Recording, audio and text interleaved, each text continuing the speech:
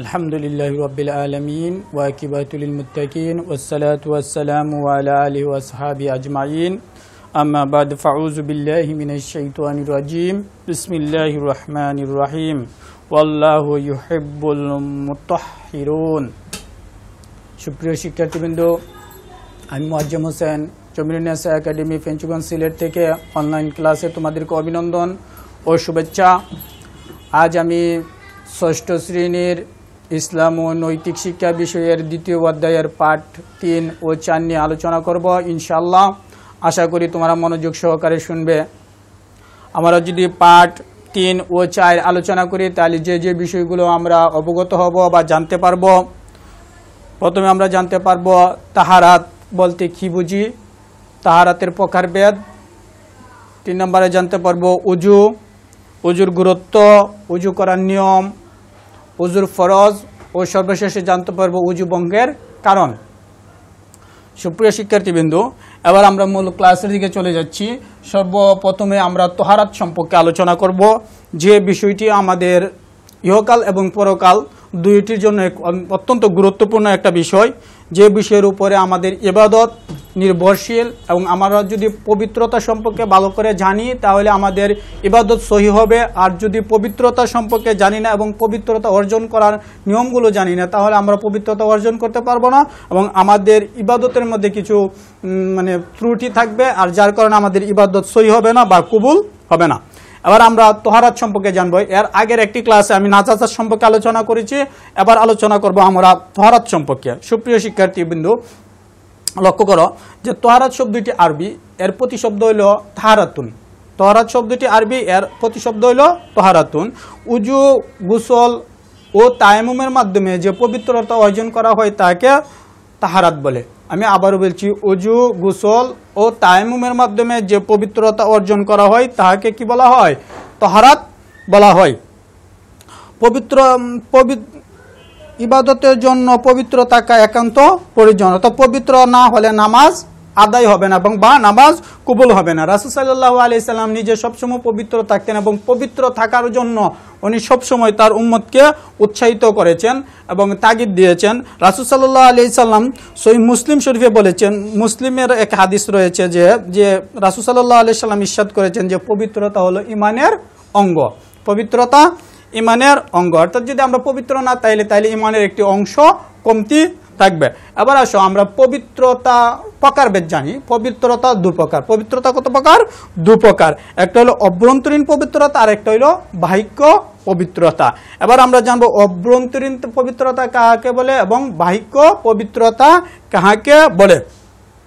অভ্যন্তরীণ পবিত্রতা হৃদয়ে যাবতীয় শিরক, আকিদা, রিয়া, গীবত ইত্যাদি থেকে মুক্ত রাখার নাম হলো অভ্যন্তরীণ পবিত্রতা। অর্থাৎ আমার মন গীবত, শিরক, আকিদা, রিয়া এসব থেকে মুক্ত থাকতে হবে। যদি মুক্ত থাকে তাহলে আমাদের অভ্যন্তরীণ এই হৃদয়ের যে পবিত্রতা, এই পবিত্রতাটা অর্জন হবে। এবার আসি আমরা বাহ্যিক পবিত্রতা। শরীয়তের বিধি মোতাবেক উজু, গোসল ও তায়াম্মুমের মাধ্যমে পবিত্রতা অর্জন করাকে বাহ্যিক পবিত্রতা বলা হয়, অর্থাৎ বাহিরের পবিত্রতা বলা হয়। এই পবিত্রতা অর্জন করতে হবে একমাত্র ইসলামী শরীয়তের নির্দিষ্ট পন্থায় বা নির্দিষ্ট নিয়মের মাধ্যমে। কারো যদি এই নিয়মটা ভালো লাগে না তাহলে এই নিয়মই করতে হবে। অর্থাৎ কার রুচি আসতে পারে যে আমি এই নিয়মটা আমার ভালো লাগে না, এই সিস্টেমে ইবাদত করাটা আমার তাহারাত অর্জন করাটা আমার ভালো লাগে না, কিন্তু না, এটা চলবে না। অর্থাৎ ইসলামের নির্দিষ্ট নিয়ম, নির্দিষ্ট পন্থা আল্লাহ এবং তার রাসূল যে সিস্টেমে আমাদেরকে বলে গেছেন যে এভাবে পবিত্রতা অর্জন করতে হবে, উজুর মাধ্যমে, গোসলের মাধ্যমে, তায়াম্মুমের মাধ্যমে, আমরা হুবহু ও সিস্টেমে আমাদের কি করতে হবে? তাহারাত বা পবিত্রতা অর্জন করতে হবে। এর বাইরে যদি কেউ এই নিয়ম ছাড়া অন্য নিয়মে কেউ পবিত্রতা অর্জন করে তাহলে এটা পবিত্রতা অর্জন হবে না। ইসলামের কিছু বিধান আছে আপনার যুক্তিতে আসুক আর নাই আসুক, কিন্তু মানতে হবে। সুপ্রিয় শিক্ষার্থী বন্ধু, এবার আসি আমরা 4 নম্বর পাঠে। 4 নম্বর পাঠে রয়েছে উজু, যে তাহারাত অর্জনের একটি গুরুত্বপূর্ণ মাধ্যম, যে মাধ্যমে আমরা পবিত্রতা অর্জন করব। এর প্রথম মাধ্যমটা হলো উজু। উজু শব্দটি আরবি, এই শব্দের অর্থ নির্দিষ্ট 4টি অঙ্গ ধৌত করার নাম হলো উজু। নির্দিষ্ট 4টি অঙ্গ ধৌত করার নাম কি? উজু। ইসলামী শরীয়তের পরিভাষায় শরীর পবিত্র করার নিয়তে পবিত্র পানি দিয়ে শরীয়তের নিয়ম অনুযায়ী নির্দিষ্ট কিছু অঙ্গ প্রত্যঙ্গ ধৌত করার নাম উজু। সুপ্রিয় শিক্ষার্থীবৃন্দ, আমি আবারও বলছি, উজু শব্দটি আরবি, এর শাব্দিক অর্থ হলো নির্দিষ্ট 4টি অঙ্গ পানি দিয়ে ধৌত করা। ইসলামী শরীয়তের পরিভাষায় শরীর পবিত্র করার নিয়তে পবিত্র পানি দিয়ে শরীয়তের নির্দিষ্ট নিয়ম অনুযায়ী নির্দিষ্ট অঙ্গ প্রত্যঙ্গ ধৌত করার নাম হলো উজু। এবার আসি আমরা উজুর গুরুত্ব অপরিসীম। আর বর্তমানে যে অবস্থা চলছে যে করোনা ভাইরাসের জন্য আসলে আমাদের উজুর গুরুত্ব অপরিসীম। যে পরিষ্কার পরিচ্ছন্নতার কথা বললে আমরা যদি 5 ওয়াক্ত নামাজ পড়ি আর 5 বার উজু করি তাহলে আমাদের শরীরের যে পবিত্র এবং ভাইরাস মুক্ত হওয়া যাবে ইনশাআল্লাহ। তো এবার আসো আমরা উজুর গুরুত্ব সম্পর্কে জানবো। যারা ঈমান এনেছে, অর্থাৎ তোমরা নামাজ অবশ্যই কি করবে, দাঁড়িয়ে আদায় করবে, কিন্তু এর আগে তোমাদের কি করতে হবে, অবশ্যই পবিত্রতা অর্জন করতে হবে। সূরাতুল মায়েদা আল্লাহ সুবহানাহু ওয়া তাআলাও উজুর কথা বলেছে। আমরা ওই যে বিষয়গুলো উজুর ফরজ যে 4টা, এটা যে বিষয়টা আমরা পেয়েছি এটা সূরাতুল মায়েদার 6 নম্বর আয়াতে পেয়েছি।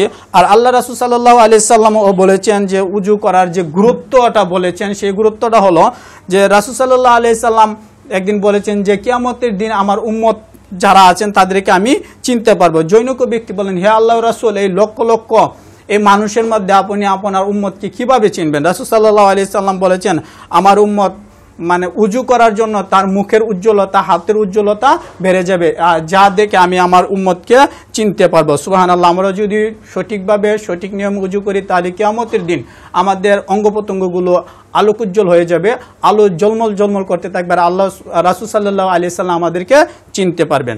সুপ্রিয় শিক্ষার্থীবৃন্দু, এবার আসি আমরা উজু করার নিয়ম। আমরা অনেকে উজু করি কিন্তু উজুর সঠিক নিয়ম হয় কি না আমরা জানি না।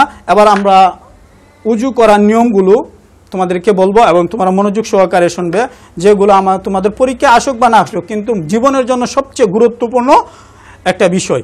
এবার আমরা আসি উজু কিভাবে পড়ব। মনে সর্বপ্রথম আমাদের নিয়ত করতে হবে যে আমরা পবিত্রতা অর্জনের জন্য কি করতেছি, উজু করতেছি। সর্বপ্রথম আমরা বিসমিল্লাহ বলে উজু শুরু করব। প্রথম 2 হাতের কসবি সহ ধরবো, আমরা ধৌত করব। প্রথম আমরা ডান হাতের কবজি আগে ধৌত করব, ডান হাতের কবজি ধৌত করব কবার 3বার দোয়া সুন্নত, 3বার দোয়া সুন্নত। আমরা অনেকেই মনে করি যে এই দোয়াটা আসলে সুন্নতটা গুরুত্ব দেওয়া হয় না। অবশ্যই তোমাদের কি করতে হবে, গুরুত্ব দিতে হবে। দোয়ার উপরে দোয়া, অর্থাৎ একবার ধৌত করবা, আবার ধৌত করবা, আবার ধৌত করবা, এভাবে কবার ধৌত করতে হবে, 3বার ধৌত করতে হবে। এবার আসি আমরা কুলি করতে হবে। এর আগে যদি সম্ভব হয় তাহলে মিসওয়াক করতে পারবো। মিসওয়াক যদি না থাকে আঙ্গুল দিয়ে মিসওয়াক করা যায়। তবে যদি রোজা না হয় তাহলে কি করতে হবে, গড়গড়ার সহিত 3বার কুলি করতে হবে। যদি রোজা হয় তাহলে এটা করা যাবে না, শুধু কুলি করতে হবে। তারপরে নাকে পানি দিতে হবে, ডান হাতে পানি দিতে হবে, বাম হাতে নাক পরিষ্কার করতে হবে, এভাবে কবার 3বার। তারপরে আসি সমস্ত মুখমণ্ডল ধৌত করতে হবে, সমস্ত মুখমণ্ডল, এ কানের লতি থেকে ও কানের লতি পর্যন্ত এবং থুতির নিচ পর্যন্ত সমস্ত মুখমণ্ডল 3বার ধৌত করতে হবে। এমনভাবে ধৌত করতে হবে যাতে একটা পশমের গুড়া পর্যন্ত শুকনো না থাকে। যদি একটা পশম বা লুম গুড়া শুকনো থাকে তাহলে উজু হবে না। এই মুখমণ্ডল ধৌত করা ফরজ।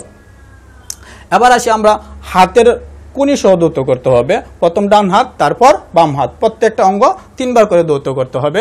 এবার আসি তারপর মাথা মাসাহ এই সিস্টেমে করতে হবে যে প্রথমে এদিকে লক্ষ্য করো, তোমরা দেখো এই 3টে আঙ্গুল একসাথে থাকবে, শাহাদাত আঙ্গুলটা আলাদা থাকবে। তারপর এভাবে নিতে হবে, এভাবে নিয়ে আবার উল্টা ব্রেক করতে হবে, করে এভাবে দিয়ে এই যে দিয়ে ইচ্ছে করলে তোমরা গর্দান মাসাহ করতে পারো। তারপরে এভাবে যদি করো আশা করি আমরা সুন্দর উজু হয়ে যাবে। আর মাসাহটা মাথার 4 ভাগের 1 ভাগ, অর্থাৎ 1/4 অংশ মাসাহ করতে হবে। আর তারপরে আসো এই পায়ের গিরাসহ, পাওয়ার গিরাসহ ধৌত করতে হবে।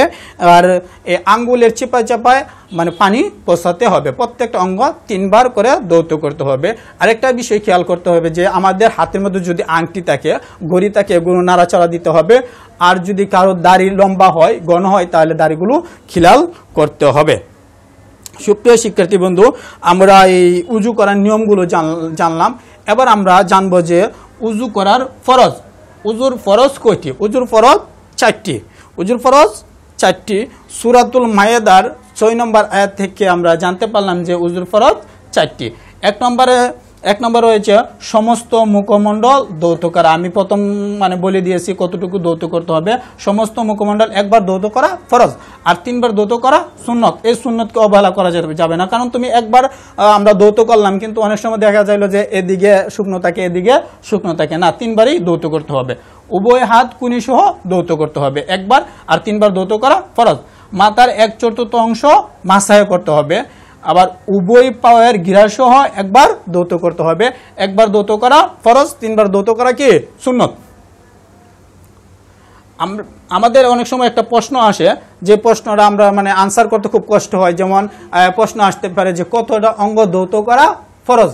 আমরা অনেকেই বলি যে 4টা অঙ্গ ধৌত করা ফরজ। না, এখানে 3টা অঙ্গ ধৌত করা ফরজ। আর একটা অঙ্গ যেটা মাথা, মাসায় করা হয়। মাথা কি করা হয়? মাসায় করা হয়, ধৌত করা হয় না।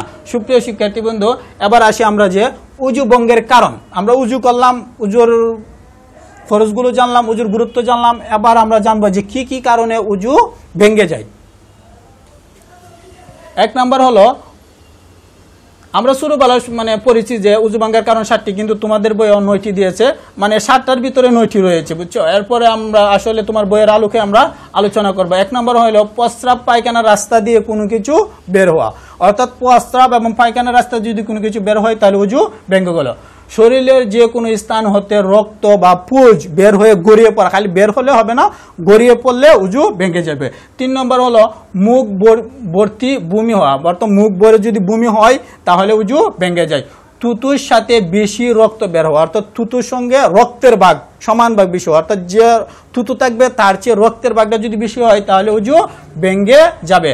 চিৎ কাত অথবা হেলান দিয়ে ঘুমিয়ে গেলে উজু ভেঙে যায়। বেহুশ হয়ে গেলে, অর্থাৎ তার কোনো হুঁশ নেই, সে আবুল তাবুল বলে, এরকম অবস্থায় কি হয়ে যায়? উজু ভেঙে যায়। পাগল হলে, পাগলে যে সময় মাথা নষ্ট হয়ে যায়, ব্রেন নষ্ট হয়ে যায়, তখন তার আর উজু থাকে না। সে যদি সুস্থ হয় তাহলে আবার উজু করতে হবে, উজু করে নামাজ পড়তে হবে। নেশাগ্রস্ত অবস্থায় কেউ যদি নেশাগ্রস্ত করে, সে মাতলামি করে, তাহলে তার উজু নষ্ট হয়ে যায়। সর্বশেষে সুপ্রিয় শিক্ষার্থীবৃন্দু, আসি আমরা যে নামাজের অট্ট হাসলে, অর্থাৎ নামাজে যদি অট্ট হাসি দিয়ে হা হা করে হাসে তাহলে উজু ভেঙে যায়।